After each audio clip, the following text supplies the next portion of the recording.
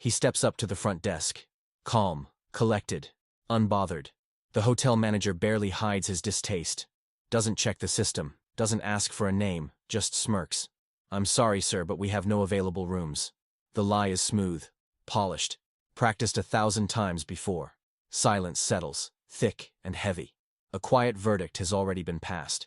Any other man might argue. Demand proof. Beg for fairness. But not this man. He simply smirks.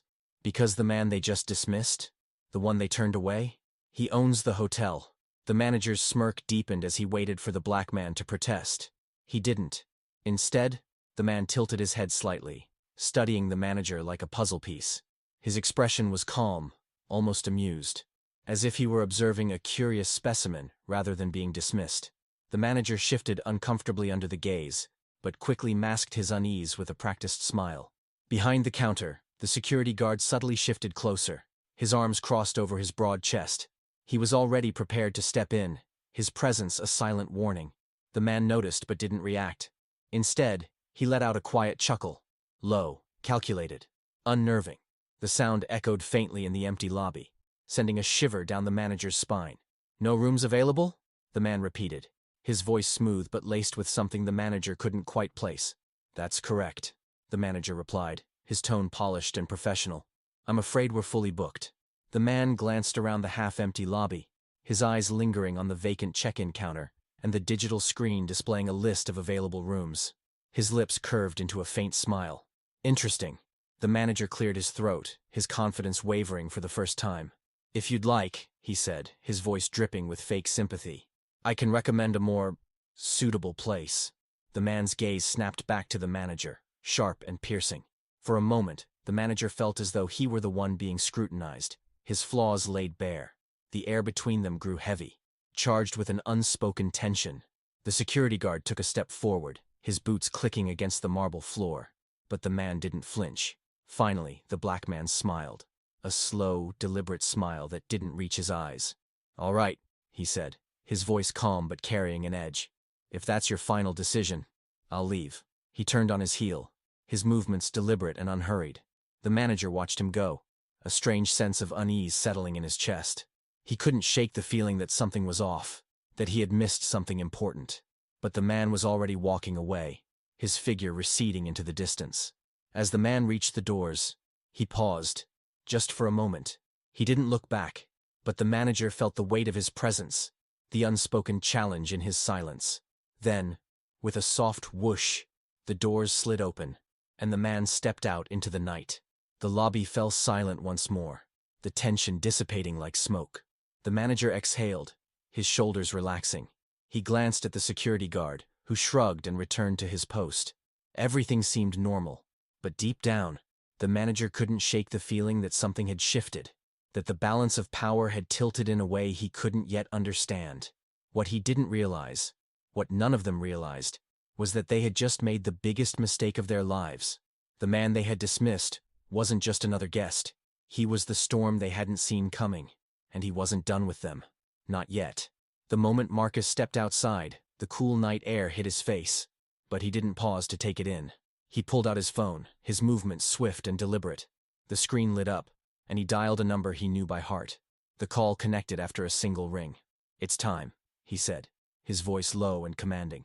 No pleasantries, no explanations, just 2 words, sharp and final. On the other end of the line, there was a brief pause, followed by a simple acknowledgement. "Understood." Across the city, in sleek office buildings and dimly lit boardrooms, gears began to turn. Signatures were finalized, contracts stamped, and accounts transferred.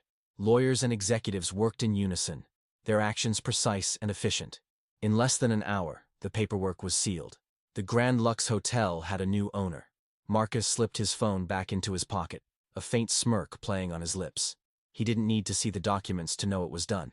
He had planned this moment for months, every detail meticulously calculated. The hotel was his now, and with it, the power to dismantle the system that had once humiliated him. Back inside the hotel, the staff had already moved on. The lobby buzzed with quiet chatter, the earlier incident dismissed as just another day at work. The receptionist leaned over the counter, whispering to a colleague, "Did you see the way he looked at me? Like he owned the place." The manager, James, stood nearby, his arms crossed and a smug grin on his face. "Handled it perfectly," he said, his tone dripping with self-satisfaction. "Some people just don't know their place." The staff laughed, the sound echoing through the empty lobby. They felt untouchable, secure in their positions, unaware of the storm brewing just outside their doors. Then, the email hit. James's phone buzzed in his pocket, the vibration sharp and insistent. He pulled it out, his smirk fading as he read the subject line. "Urgent. New hotel owner taking over immediately. All staff report to conference room." His heart skipped a beat. He opened the email, his eyes scanning the words quickly. The message was brief but clear. The hotel had been sold, and the new owner was already on site. All staff were required to attend an immediate meeting. James looked up, his face pale. The laughter around him died down as the others noticed his expression. One by one, their phones buzzed, the same message appearing on their screens. The room fell silent, the air thick with tension. "What's going on?" the receptionist asked, her voice trembling. James didn't answer. He couldn't. His mind raced, trying to make sense of what was happening. The hotel had been sold? To whom? And why hadn't he been informed? The security guard, who had been standing near the entrance, cleared his throat. "We should go," he said, his voice uncharacteristically hesitant. "The conference room. Now." The staff exchanged nervous glances, their confidence shattered. They moved as one, their footsteps echoing in the empty lobby. James followed, his earlier bravado replaced by a growing sense of dread. As they filed into the conference room, the door closed behind them with a soft click. The room was silent, the tension palpable. No one spoke, no one dared to. And then, the door at the front of the room opened. The conference room was packed, every member of the hotel staff crammed into the space. Whispers filled the air, a low hum of confusion and anxiety. No one knew why they had been summoned, but the urgency in the email had been impossible to ignore. The manager, James, stood at the front of the room, his arms crossed and his expression tense. He kept glancing at the door, waiting for the new owner to arrive. The tension in the room was palpable. Employees exchanged nervous glances, their unease growing with each passing second. The receptionist fidgeted with her name tag, while the security guard shifted his weight from one foot to the other. James cleared his throat, trying to project confidence, but the sweat on his brow betrayed him. Then, the doors opened. All heads turned as the black man, the very one they had denied just hours earlier, walked in. His presence was commanding, his movements smooth and effortless. He didn't rush. He didn't hesitate. He simply stepped into the room, his eyes scanning the crowd with a calm, calculated gaze. The reaction was instant. Stiffened backs, quick, furtive glances. Someone gasped, the sound cutting through the silence like a knife. James's face drained of color, his earlier confidence crumbling in an instant. He opened his mouth to speak, but no words came out. The man walked to the front of the room, his footsteps echoing in the stunned silence. He stepped up to the podium, his expression unreadable. For a moment, he simply stood there, letting the weight of his presence sink in. Then, he spoke, his voice calm and measured. "Let's start with some introductions," he said, his tone steady but carrying an edge. "I'm the man you refused service to. I'm also your new boss." The room froze. No one moved. No one breathed. The words hung in the air, heavy and unrelenting. James's mouth opened and closed like a fish out of water, his mind struggling to process what he had just heard. "Sir," he stammered, his voice trembling. I didn't realize—" The man held up a hand, cutting him off. "Stop!" The single word was like a whip crack, sharp and final. James fell silent, his face pale and his hands shaking. The man's gaze swept across the room, his eyes locking onto each staff member in turn. "You saw me," he said, his voice low but carrying to every corner of the room. "You judged me. You rejected me. Now, let's talk about consequences." The silence that followed was crushing. No one dared to speak. No one dared to move. The man stood at the podium, his presence towering over the room, his calm demeanor more intimidating than any outburst could have been. James looked around, searching for support, but the staff avoided his gaze. They were too stunned, too afraid to even breathe. The man's words echoed in their minds, each one a hammer blow to their fragile sense of security. The power shift was complete, and there was no going back. The room was so quiet you could hear the hum of the air conditioning. The black man, now the owner, stood at the podium, his gaze sweeping over the staff like a storm cloud ready to burst. The manager, James, stood frozen, his face pale, and his hands trembling at his sides. The weight of the moment pressed down on everyone, suffocating and inescapable. "Tell me," the owner began, his voice calm but cutting through the silence like a blade. "How many times have you done this before?" James swallowed hard, his throat dry. He opened his mouth to answer, but the owner raised a hand, silencing him before he could utter a word. "Never mind," the owner said, his tone icy. "I already know." He reached into his briefcase and pulled out a thick folder, slamming it onto the table with a sharp thud. The sound echoed in the silent room. He flipped it open, revealing a stack of papers, HR reports, written complaints, testimonies from former employees and guests. Each document was a damning piece of evidence, proof of the manager's racism and the hotel's systemic discrimination. The staff shifted uncomfortably in their seats, their eyes darting between the owner and the folder. Some looked down at their hands, unable to meet his gaze. Others exchanged nervous glances, their earlier confidence shattered. The owner leaned forward, his hands resting on the podium. His voice was low, but carried an undeniable weight. "You're fired, effective immediately." James's legs nearly buckled. He reached out to steady himself on the edge of the table, his face a mask of shock and disbelief. "What? No, you can't." The owner didn't let him finish. "Security," he called out, his voice firm and unwavering. The same security guard who had tried to remove the owner earlier now stepped forward, his expression grim. He grabbed James's arm, his grip firm but not unkind. James struggled weakly, his protests falling on deaf ears. "Wait, please," James pleaded, his voice cracking. "This is a mistake." The owner tilted his head, a faint smirk playing on his lips. "Oh, I agree," he said, his tone almost conversational. "A mistake you made the moment you judged me." The words hung in the air, heavy and final. James's protests died in his throat as the security guard began to lead him away. The staff watched in stunned silence, their earlier laughter and bravado replaced by a growing sense of dread. As James was escorted out of the room, the owner turned back to the staff, his expression unreadable. "This," he said, gesturing to the folder on the table, "is just the beginning. Every one of you will be held accountable for your actions. Those who are willing to change will have a place here. Those who aren't will follow him." The room was silent, the weight of his words settling over everyone like a heavy blanket. No one dared to speak. No one dared to move. The consequences had begun, and there was no turning back. The room was heavy with tension, the air thick with unease. The manager was gone, escorted out by security, and the staff sat in stunned silence, their faces pale and their hands clenched tightly in their laps. The black man, now their boss, stood at the front of the room, his presence commanding and unyielding. He surveyed the crowd, his expression calm but unreadable. Then, he smiled. But it wasn't the kind of smile that brought comfort. It was sharp, calculated, and carried a warning. The staff shifted uncomfortably, their eyes darting around the room, searching for reassurance that wasn't there. "The rest of you have a choice," he announced, his voice steady, but carrying an edge. "You either learn, or you leave." The words hung in the air, heavy and final. No one spoke. No one moved. The silence was deafening, broken only by the faint hum of the air conditioning. The staff exchanged nervous glances, their earlier confidence shattered. They had never felt so exposed, so vulnerable. Then a voice broke the silence. It was soft, hesitant, but clear. I want to stay." All heads turned toward the young woman who had spoken. She sat near the back of the room, her hands trembling but her gaze steady.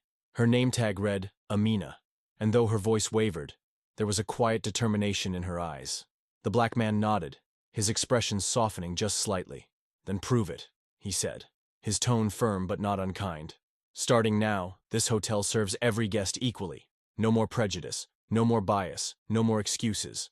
The room was silent, the weight of his words settling over everyone like a heavy blanket. Amina nodded, her resolve strengthening.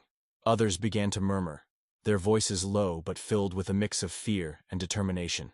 The owner stepped away from the podium, his movements deliberate and unhurried. He walked to the center of the room, his gaze sweeping over the staff. "This isn't just about rules," he said, his voice calm but carrying an undeniable weight. "It's about respect.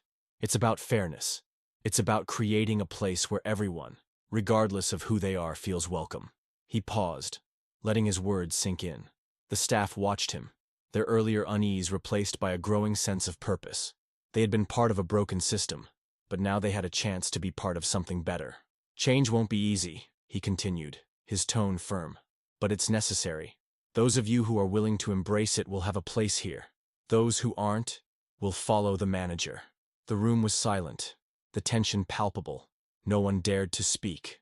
No one dared to move. But in their eyes there was a flicker of hope, a recognition that this was a new beginning, a chance to do better. The owner turned and walked toward the door, his footsteps echoing in the silent room. As he reached the exit, he paused and looked back. "This is your chance," he said, his voice steady. "Don't waste it." And with that, he stepped out, leaving the staff to process his words. The room remained silent, the weight of the moment settling over everyone. A new era had begun. James sat on his couch, the glow of his phone illuminating his face in the dim light of his living room. His hands trembled as he scrolled through the news, his heart sinking with every headline that flashed across the screen. Hotel staff fired over racial bias. New owner takes over. Grand Lux. Hotel undergoes major shakeup after discrimination scandal. Former manager faces backlash as new leadership promises change. His face was everywhere. News sites, social media, even local TV channels. The story had spread like wildfire, and there was no escaping it. James clicked on an article, his stomach churning as he read the details. Testimonies from former employees, guests, and even the new owner himself painted a damning picture of his actions. His reputation, once untouchable, was now in ruins. He dropped his phone onto the couch and buried his face in his hands. Job offers? Gone. His connections in the industry? Silent. Even his friends had stopped returning his calls. The weight of his mistakes pressed down on him, suffocating and inescapable. Meanwhile, the Grand Lux Hotel was thriving under its new leadership. The lobby buzzed with activity, guests from all walks of life moving through the space with smiles on their faces. The staff, now a diverse and vibrant team, greeted everyone with genuine warmth. The atmosphere was electric, a stark contrast to the cold, exclusionary environment that had once defined the hotel. Marcus stood in his office, overlooking the lobby through the floor-to-ceiling windows. A faint smirk played on his lips as he scrolled through the same headlines James had been reading. The news was filled with praise for the hotel's transformation, with guests and critics alike applauding the changes. "Karma's a funny thing," Marcus muttered to himself, his voice low but laced with satisfaction. He leaned back in his chair, his gaze fixed on the bustling lobby below. The hotel was no longer just a place to stay. It was a symbol of change, a beacon of hope for those who had once been turned away. He picked up his phone and dialed a number. "Amina," he said when the call connected. "How's everything on the ground?" "Amazing," she replied, her voice filled with enthusiasm. "Guests are loving the new vibe. And the staff? They're really stepping up. It's like a whole new place." "Good," Marcus said, a note of pride in his voice. "Keep it that way." He hung up and turned back to the window, his mind drifting to the past. The humiliation, the quiet takeover, the public reckoning. It had all led to this moment. The old world had crumbled, and in its place, something new and better had been built. As he watched the guests move through the lobby, their laughter and conversations filling the air, he felt a sense of quiet satisfaction. This wasn't just about revenge. It wasn't even just about justice. It was about creating a place where everyone, regardless of who they were, could feel welcome. And he had done it. The Grand Lux Hotel had become a symbol of transformation. Under Marcus's leadership, it had flourished, its reputation rebuilt from the ground up. The lobby buzzed with life, guests from all walks of life moving through the space with smiles on their faces. The staff, now a diverse and vibrant team, greeted everyone with genuine warmth. The hotel was no longer just a place to stay. It was a beacon of change, a testament to what could be achieved when fairness and respect replaced prejudice and exclusion. Marcus stood near the entrance, observing the bustling lobby with a quiet sense of pride. The air was filled with laughter and conversation, a stark contrast to the cold, unwelcoming atmosphere that had once defined the hotel. He had done it. He had torn down the old system and built something better in its place. As he turned to walk back to his office, a familiar figure caught his eye. Near the entrance, half hidden in the shadows, stood the ex-manager, James. He looked broken, his once polished appearance replaced by rumpled clothes and a hollow expression. His eyes darted around the lobby, filled with a mix of desperation and shame. Marcus paused, his gaze narrowing as he studied the man. James noticed him and hesitated, his hands clenching and unclenching at his sides. After a moment, he stepped forward, his steps slow and uncertain. "Sir," James began, his voice trembling. Marcus raised a hand, cutting him off. "You're looking for a job?" he asked, his tone calm but carrying an edge. James nodded quickly, a flicker of hope in his eyes. "Yes, sir. I've learned my lesson. I want to make things right." Marcus studied him for a moment, his expression unreadable. Then, a faint smirk played on his lips. "We're fully booked," he said, his voice smooth and deliberate. The words hung in the air, heavy and final. James's face fell, the hope in his eyes extinguished. He opened his mouth to protest, but no words came out. Marcus didn't wait for a response. He turned and walked away, his footsteps echoing in the silent lobby. James stood there, frozen, the weight of the moment pressing down on him. He glanced around the lobby, his eyes lingering on the staff and guests who moved through the space with ease. This was no longer his world. He had been cast out, and there was no going back. As Marcus reached the elevator, he glanced back one last time. James was still standing there, his shoulders slumped and his head bowed. Marcus felt no pity. This was the consequence of his actions, the price of his arrogance. The old world had crumbled, and James had no place in the new one. The elevator doors slid open, and Marcus stepped inside. As the doors closed, he allowed himself a small, satisfied smile. The power shift was complete. The hotel was his, and it would never go back to what it once was. And James? He was just a reminder of a time that no longer existed. The Grand Lux Hotel stood as a beacon of change, its gleaming facade reflecting the sunlight like a promise. Inside, the lobby buzzed with life. Guests from all walks of life mingled, their laughter and conversations filling the air. The staff, now a diverse and vibrant team, moved with purpose and pride, their smiles genuine, and their attitudes welcoming. This was no longer just a hotel. It was a living, breathing lesson in fairness, respect, and equality. Marcus stood on the top floor, his office windows offering a panoramic view of the city below. The skyline stretched out before him, a tapestry of lights and life, but his focus was on the hotel. His hotel. He had transformed it from a place of exclusion to a sanctuary of inclusion, and the impact was undeniable. He leaned against the window, his hands in his pockets, his expression thoughtful. This wasn't just about revenge. It wasn't even just about justice. It was about something far greater. He hadn't just bought a hotel. He had changed the game. Because power, he realized, wasn't just about money. It wasn't about who had the most resources or the loudest voice. True power was about who got to rewrite the rules. And this time, he was the one holding the pen. He thought back to the day he had walked into the lobby, dismissed and humiliated. He remembered the manager's smirk, the security guard's looming presence, the sting of being told he didn't belong. That moment had been a turning point, not just for him, but for everyone involved. It had exposed the rot beneath the polished surface, and he had torn it down, piece by piece. Now, the hotel was thriving.